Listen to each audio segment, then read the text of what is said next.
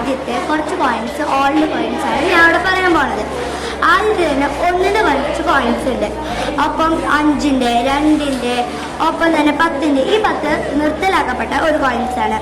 ഇത് 20ന്റെ, ഇത് 50ന്റെ. ഇതൊക്കെ ഇപ്പോഴും അവിടേക്കും ഇവിടേക്കും കടയിലേക്ക് കൊടുക്കാൻ ഇപ്പോഴും നമുക്ക് ഉപയോഗിക്കാൻ പറ്റുന്ന കോയിൻസ് ആണ്.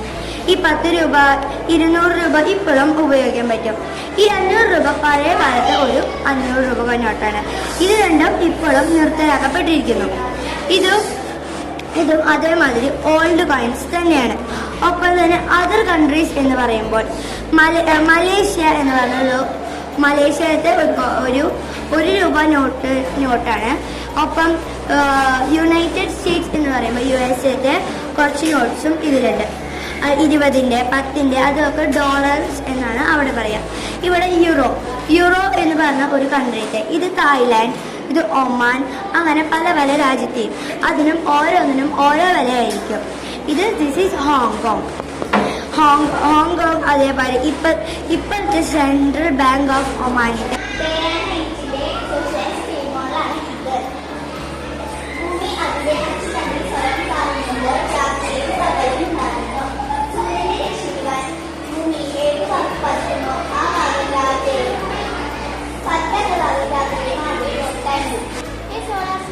A star system consisting of our sun and the celestial bodies that orbit. These include 8 planets, their moons, and dwarf planets, asteroids, and comets.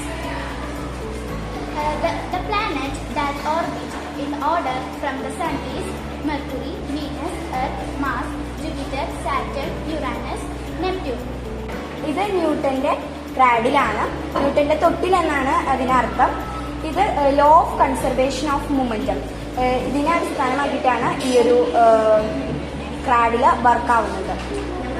ഇത് ഒരു ബോള് നമ്മൾ ഫോഴ്സ് അപ്ലൈ ചെയ്തിട്ട് ഇട്ട് കഴിഞ്ഞാൽ ഓട്ടോമാറ്റിക്കലി അതിന് നമ്മൾ അപ്ലൈ ചെയ്ത ഫോഴ്സ് മറ്റുള്ള സെക്കൻഡ് ബോള്, തേർഡ് ബോള് ഇതായിട്ട് ട്രാൻസ്ഫർ ചെയ്തിട്ട് 5th ബോളിലെത്തുമ്പോൾ ഇവിടെ ഫ്രീ ആണ്.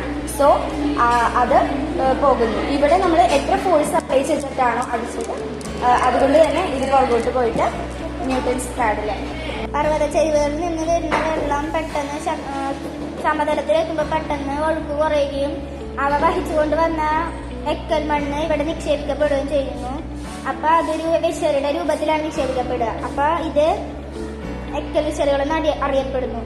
ഫാക്ടറിയിൽ ഉണ്ടാവുന്ന കാർബൺ എക്സോർബ് ചെയ്തിട്ട് ഇവിടേക്ക് എത്തും. ഈ കാർബൺ എക്സോർബിലേക്ക് എത്തും. അത് ഈ കാർബൺ എക്സോർബർ അതിൻ്റെ ഉള്ളിൽ മോട്ടർ ഉണ്ടാവും. വാട്ടർ മോട്ടർ ഉണ്ടാവും.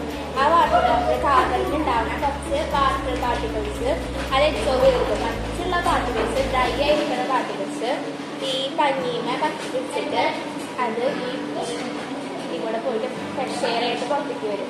അതാണ് ഇത് കാർബൺ എക്സോർബർ എന്ന് വേണമെങ്കിൽ പറയാം.